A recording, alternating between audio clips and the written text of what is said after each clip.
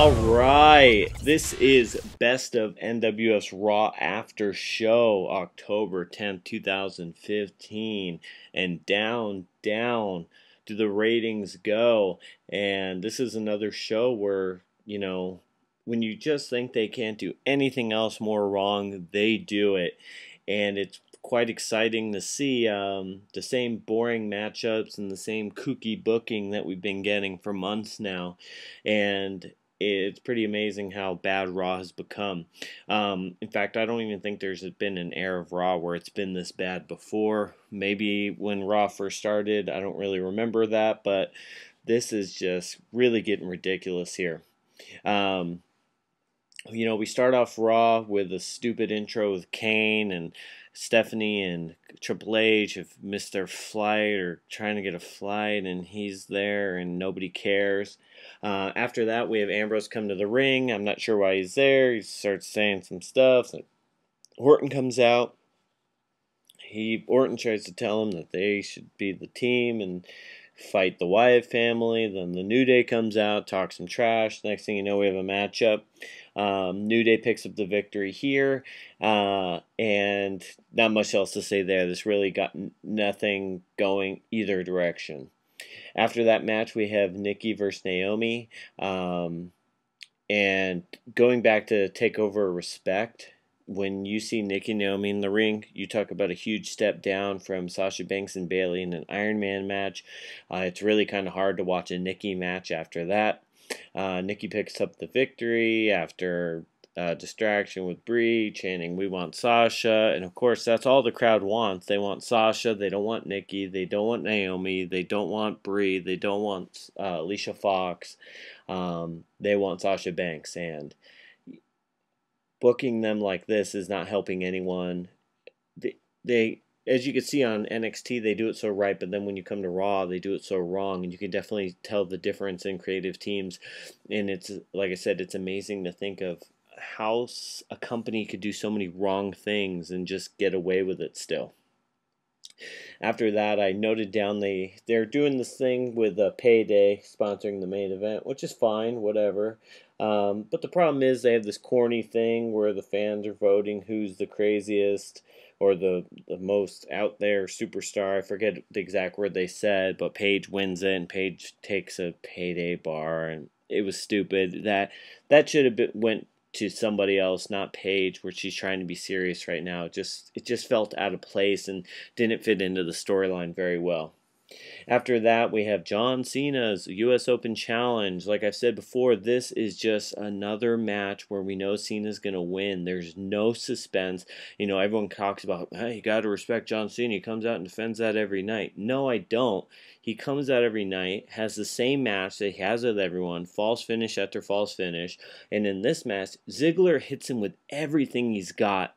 Cannot get a 3 count. Cena hits him with 1 AA, and Ziggler goes out for the 1, 2, 3.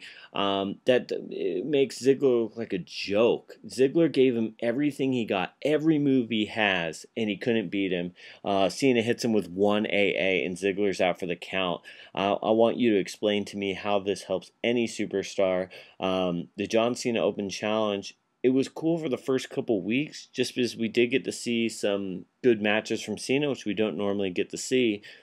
But the novelty wore off quick, because we knew he was going to win. He wasn't going to lose it. They had a chance to do it with Kevin Owens and have it be a surprise. They didn't pull the trigger on that. Then Seth Rollins beat him in this weird thing, and then he loses to John Cena 10 times in a row, and now Cena has it back, and he starts his challenge again. But hell, if the WWE champion can't beat John Cena for it, why would I think anyone else can? I really don't care about this. I feel bad for Ziggler. I was hoping they'd play a little more storyline into this. Maybe get a feud going. New Day never interrupted. They never followed up on them attacking Ziggler. It's like Ziggler didn't care. It was just bad booking all around. I'm tired of Cena.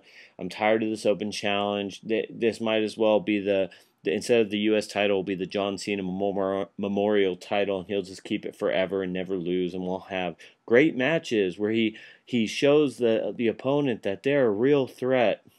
What a joke. I feel bad for Ziggler. If I was Ziggler, I would have kicked out of that AA and said, you better hit me with 2 more before I go down 1, 2, 3. And then after that match, which was probably, you know, a big low spot in the show, we had the Ascension already in the ring against the Dudley Boys. The crowd doesn't even really seem to care, and you figure in Chicago they probably care a lot. You have the Ascension, which were like the hottest tag team in NXT, and it shows you the difference in creative. In NXT, they were the most dominant tag team. They held the tag titles for over a year. Nobody could beat them. They were unstoppable. They have a jobber's entrance, and they lose to the Dudley Boys in like a minute. I know the Dudley Boys are 9-time tag team champions. They're highly dedicated, but what a waste of the Ascension. And I think this should go for a warning for any talent in NXT. If they are telling you to come up to the main roster, go ahead and tell them hell no, because they're going to book you into oblivion with the bad storylines and this dumbass feuds that don't make any sense. So you have the Dudley Boys winning, which was ridiculous, and it's not even a match really worth talking about. After that, we have Kooky Tag match. We have Cesaro and Neville, two great superstars on the rise, versus Barrett and Sheamus, two superstars on the decline. Barrett was once one of the most promising prospects they have. They wasted him away. Sheamus, they oversaturated him. They made him goofy. Now he's like trying to be tough and he has the money in the bank, but nobody cares about him. Nobody really cares. If Sheamus never came back, nobody would care. So I think it's a shame that he has the Money in the Bank briefcase. That should have went to Cesaro. And then this match meant nothing. What do I even care? Sheamus and Barrett pick up the victory, but okay. So what? Cesaro loses all the time. Neville hasn't done anything since coming from NXT, so who cares who wins or loses this match? And this is the way WWE, presents it. After that, we have the Shield coming out. Oh, wait, no, actually, we have Roman Reigns coming out. Still in the Shield music with the Shield attire. Comes down through the crowd like the Shield. Comes to the ring, starts cutting a promo, which quickly is falling apart. And you could tell he's trying to remember these lines and bullet points, but starts getting flustered. The Chicago crowd starts eating him alive. I will say this, Roman Reigns did have some nice comebacks, and they seemed a little more natural than when John Cena has them. But still, Roman Reigns was not in his element. He shouldn't have been out there, and that promo went way too long. They should have cut him off with the Wyatts way sooner and saved him. Wyatt comes out. He tries to say something, but nobody cares about this feud. Nobody cares. So you have Roman Reigns versus Braun Strowman. And the highlight of this match was actually at the end of the match after Braun Strowman got counted out, when he started throwing a fit behind the commentary table and threw a chair that ripped out Michael Cole's headset.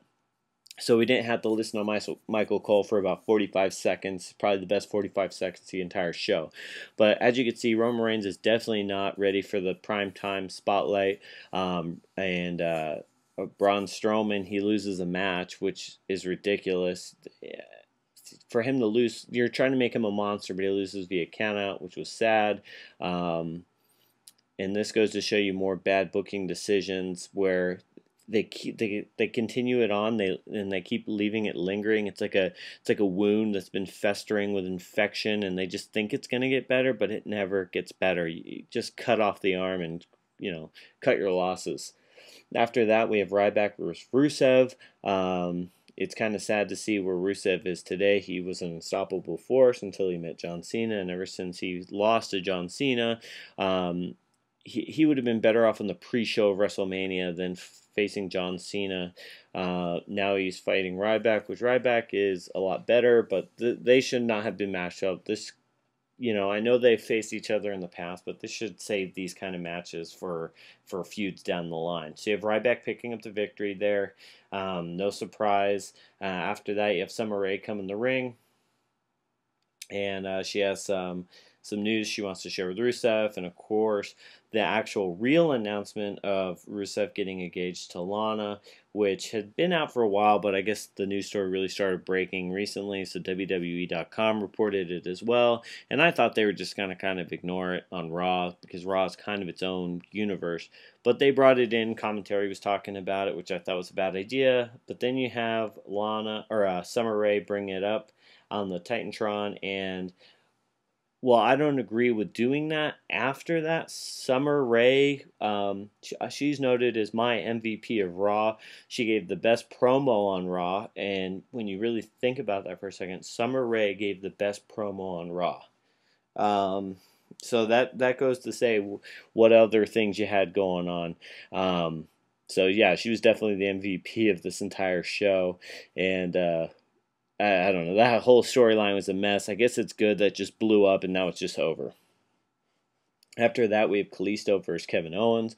This is more of what I think we want to see instead of them replaying the Brock Lesnar Undertaker match that I don't care about. Who cares? Who cares? What does it matter who wins? It doesn't matter who wins, so I don't care about the match at all. So you have Kalisto versus KO and probably the best match of the night.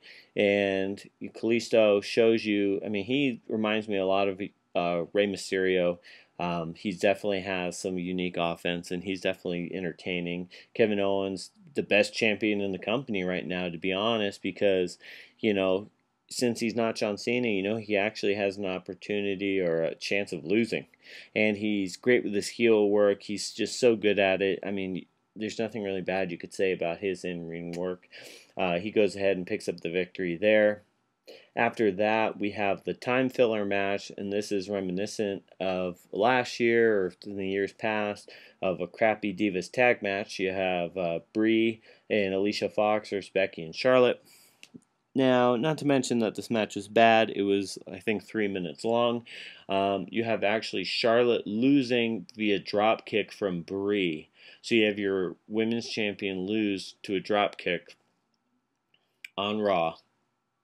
And the Divas Revolution takes 20 steps back. In fact, I think every time they say Divas Revolution, I think it takes a step back. When you have Bayley versus Sasha Banks, they don't say Divas Revolution. They just, you know, it's just the match. It's for the title, and it's actually meaningful. They don't have to pump it up with little catchphrases and keywords.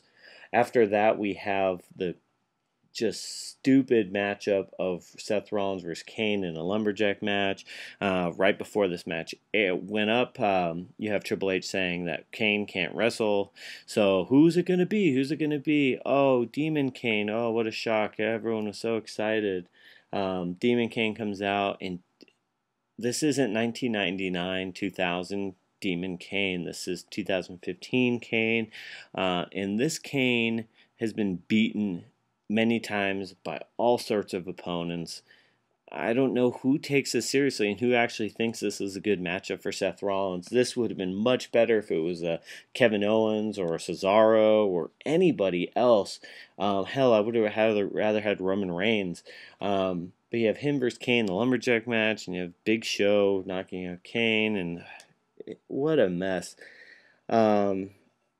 And at the very end, to top it all off, to really show you how shitty their booking is, you have Kane tombstoning Rollins and beating him 1, 2, 3.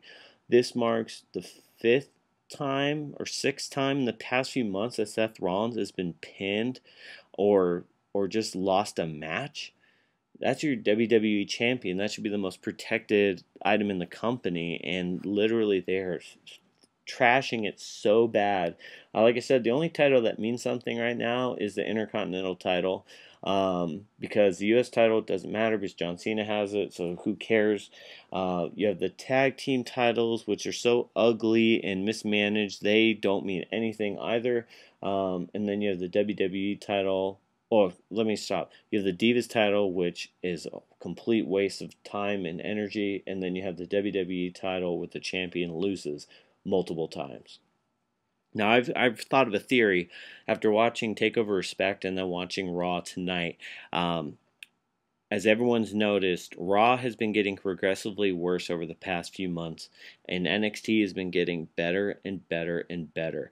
You have the recent addition of James Storm. You have a good mix of veterans and young talent.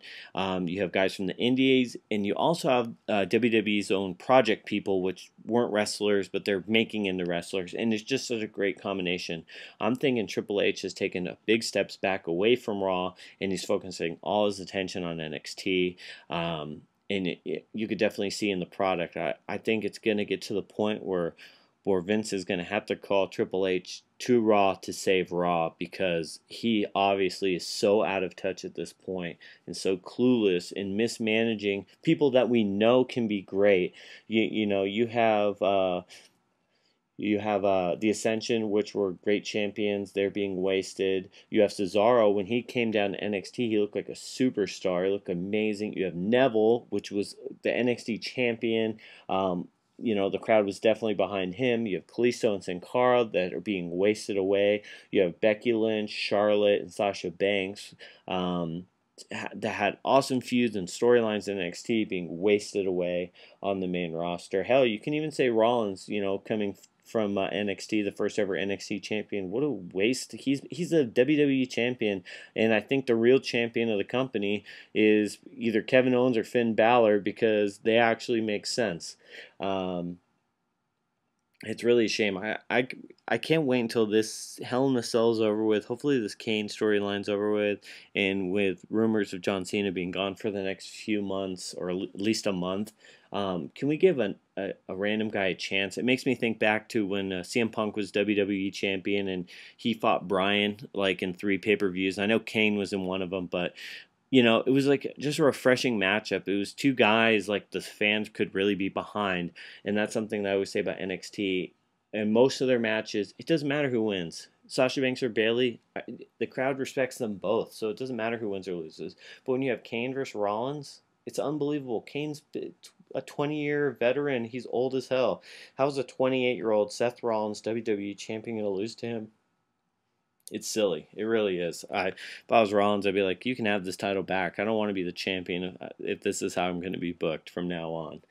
So for Raw, big step backwards from last week, and especially hard after watching a great NXT special, Takeover Respect. So for Best of NWF, this is our Raw After Show, and be sure to catch us for our NXT After Show on Wednesday nights. We are out.